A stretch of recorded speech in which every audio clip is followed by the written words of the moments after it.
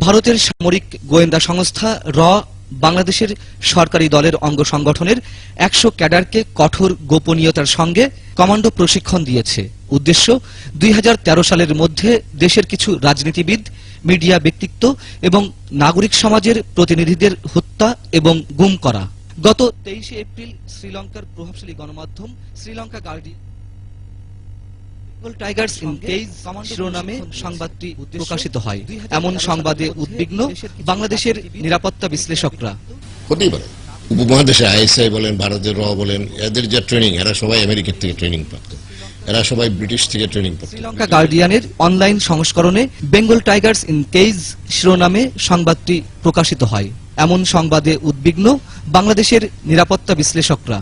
হতেই পারে উপমহাদেশে আইএসআই বলেন, ভারতের র বলেন, এদের যে ট্রেনিং, এরা সবাই আমেরিকার থেকে ট্রেনিং প্রাপ্ত, এরা সবাই ব্রিটিশ থেকে ট্রেনিং প্রাপ্ত। ব্রিটিশের উদ্দেশ্য হল ডিভাইড অ্যান্ড রুল। মুক্তিযুদ্ধ চলাকালীন র বিএলএফ কে ট্রেনিং দিয়ে মুক্তিযুদ্ধের কমান্ডের ভিতরে ডিভিশন সৃষ্টি করতে চেষ্টা করেছেন, সম্পূর্ণ ব্যর্থ হয়েছে।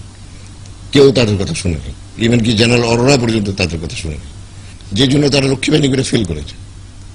এখন আবার তারা কমান্ডো স্টাইলে কোনো একটা করে গুম করার রাজনীতি করতে চাচ্ছে। তবে আওয়ামী লীগ নেতারা বলছেন এ ধরনের সংবাদ ভিত্তিহীন এবং উদ্দেশ্য প্রণোদিত। একটি পত্রিকা কি কারণে ছাপিয়েছে, কেন ছাপিয়েছে, র তাদেরকে ট্রেনিং দিচ্ছে যুবলীগ কর্মীদের, এইগুলো কিন্তু একটা আমার মন করা স্টোরি, এবং it is motivated by some quarter. যারা এই সিকোয়েন্সটা দেখেন, এই ঘটনার পরপর কিন্তু এই যে এসছে, এই যে আপনার ইলিয়াস আলীর উত্থান বলি আর গুম বলি, যে ভাই বলে, অপহরণ বলি। ভারতের সামরিক গোয়েন্দা সংস্থা কেন এই প্রশিক্ষণ দিতে যাবে, আর বাংলাদেশ সরকারই বা কেন এমন মিশনে যাবে, এমন প্রশ্ন ছিল সামরিক বাহিনীর সাবেক এই কর্মকর্তার কাছে। হতে পারে এই জন্য যে পাল্টাপাল্টি রাজনীতি করতে গিয়ে বুদ্ধি চর্চা একদম লোপ পাচ্ছে। এটা হলো দুঃখজনক। আমাদের সরকার যত দুর্বল হবে, এই ধরনের ঘটনা তত বেশি হবে। আমরা যদি আমাদের নীতি নির্ধারণে আমরা যদি পরনির্ভরশীল হয়ে পড়ি, বা আমরা যদি আন্তর্জাতিক পর্যায়ে নিজের কাছে নিজেকে ছোট মনে করি, তখন আমরা বন্ধুর জায়গায় খবরদারি লোপ পাবো।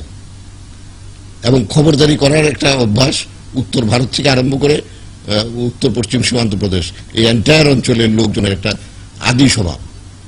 ভারত তার আধিপত্য বিস্তার করতেই চাইবে। আপনি যত নরম হবেন, ভারত তত বেশি আধিপত্য বিস্তার করবে। আপনি যত জ্ঞানের অভাব হবে, আপনার শিক্ষার অভাব হবে, রাজনীতির চর্চার অভাব হবে, গণতন্ত্র চর্চার অভাব হবে, ভারত তত বেশি আপনাকে পেয়ে বসবে।